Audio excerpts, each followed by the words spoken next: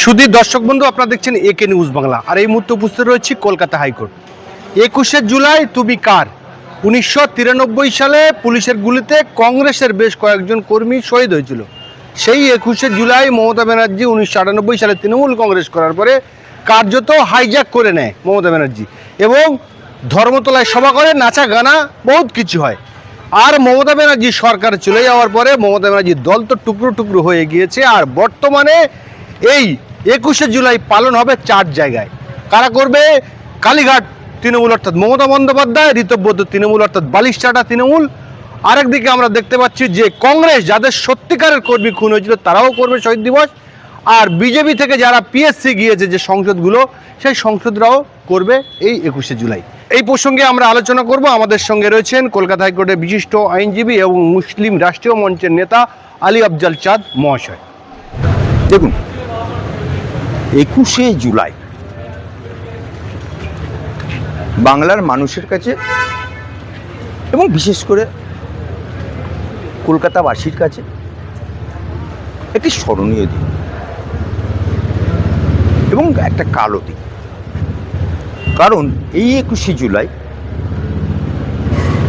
যখন মমতা ব্যানার্জি যুব কংগ্রেসের সভানেত্রী, তখন প্রদেশ কংগ্রেসের সভাপতি সোমেন মিত্র প্রদেশ কংগ্রেসের অনুমতিবিহীন, কেন্দ্রীয় কংগ্রেসের অনুমতিবিহীন তিনি, মমতা ব্যানার্জি একা যুব কংগ্রেসের সভানেত্রী হিসেবে সরকারের বিরুদ্ধে, বামপন্থী সরকারের বিরুদ্ধে রাইটার্স বিল্ডিং ঘেরাওয়ের ডাক দিয়েছিল।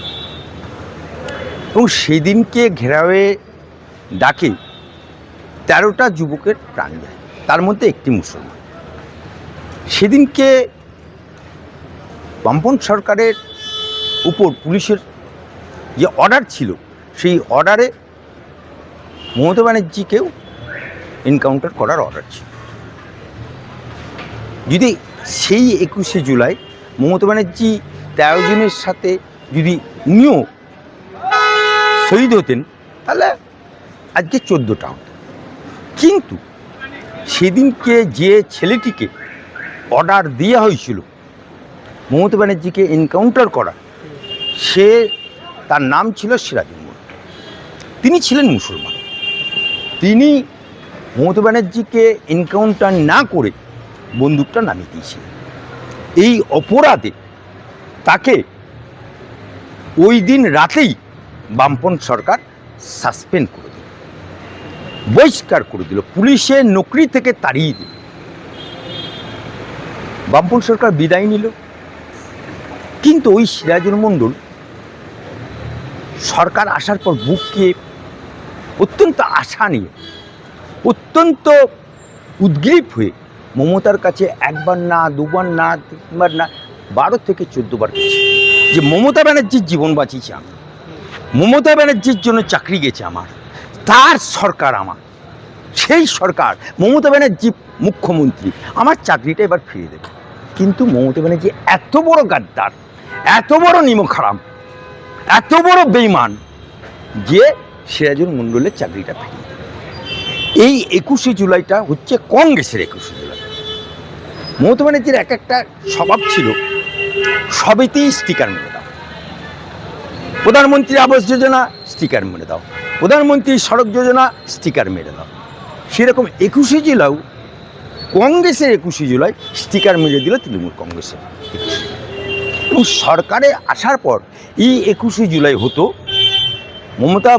মমতা খালার, মমতা আমলে কি না, যারা শহীদ পরিবার তাদেরকে সাইডে রেখে দিত, বাঁয়ে সাইডে রেখে দিত। সামনের সারিতে কারা থাকতো? নাচনে কোদনে হেলেন, বিভিন্ন নাচা গানা সব কিছুতে ওদের। ওই সময় এই 21শে জুলাই একটি মেয়ে, তরতাজা মেয়ে, সে দাঁড়িয়ে 21শে জুলাই মঞ্চে, তাকে কেউ চিনত না, কিন্তু মঞ্চে বক্তব্য দিতে গিয়ে কি বলল? चपके चपके गूंज उठेगा, ममता बुबू का नारा लगेगा, अभिषेक दादा को नारा लगे বলে রাতারাতি সে নেত্রী হয়ে গেল। ওখানে গান হতো কি, লাগাও সাইনির গান, দে দে মাঝি হেলা করিস নে, পাল তুলে দে যাব মদিনায়। অর্থাৎ গান হতো, নাচা হতো, কবিতা পাঠ হতো। কবিতা পাঠ কী হতো? এপাং ওপাং ধাপাং মমতার কবিতা পাঠ হতো। কিন্তু শহীদ দিবস হচ্ছে শহীদ তর্পণ করা। শহীদ দিবস মানে শহীদদের স্মরণ করা। সেটা বাদ দিয়ে এই সমস্ত নাচা গানা, পদ্যপাঠ, গদ্যপাঠ এসব হতো। ওই 21শে জুলাই সামনে রেখে মমতা ব্যানার্জি রাজনৈতিক প্ল্যাটফর্ম তৈরি করে বিজেপিকে গাল দিত, কংগ্রেসকে গাল দিত, তৃণমূলকে মানে তৃণমূলের নেত্রী হিসাবে সিপিএমকে গাল দিত উনি। কিন্তু যতদিন সরকারে ছিল ওই 21শে জুলাই হতো কি, আগের দিন রাত থেকে চলে আসতো মানুষ, একদম মঞ্চের কাছে বিভিন্ন জায়গায় ডিম ভাত খেত। এই পরিবেশন করছে, দেখো, প্রথমে মাংস ভাত, তারপরে ডিম ভাত।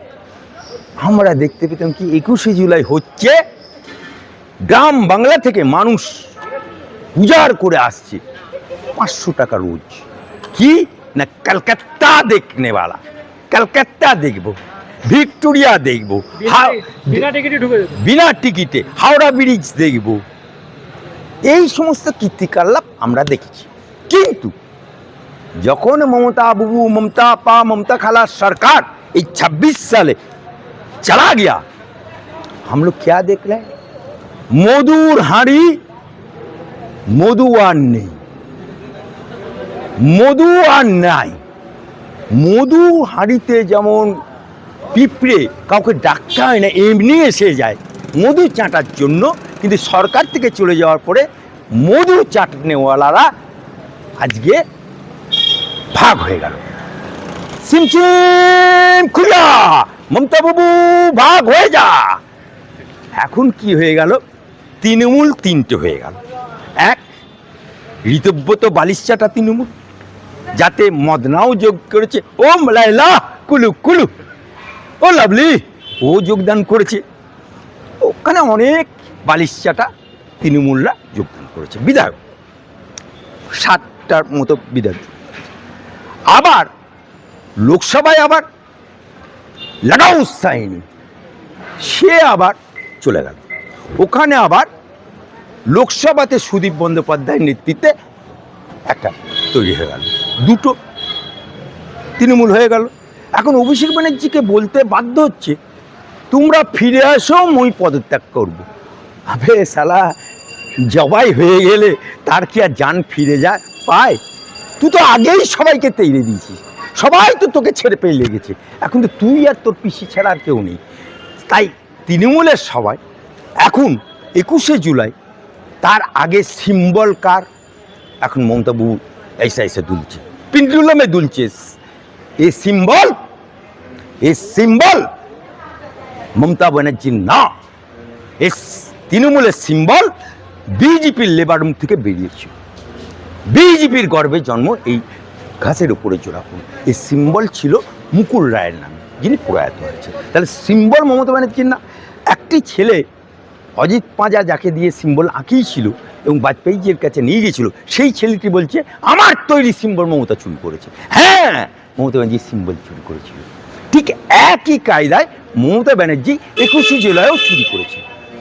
তাই আজকে উনি যেমন করে দল ভেঙেছেন, ক্ষমতায় থাকাকালীন কংগ্রেস, সিপিএম, বিজেপি এমন কোনো দল নেই যার সাথে উনি গাদ্দারি করেন। আপনি কোন তো বাইরের বিশ্বাস, উনি ক্ষমতায় থাকাকালীন সাগরদিঘিতে জিতলো হাত চিহ্নে, ওনার দলে যোগদান। এই শওকত মোল্লা মাচ্চার মাচ্চার, শওকত মোল্লা মাচ্চার, এ মালটা সিপিএম। তাহলে সিপিএমকে ভাঙলো।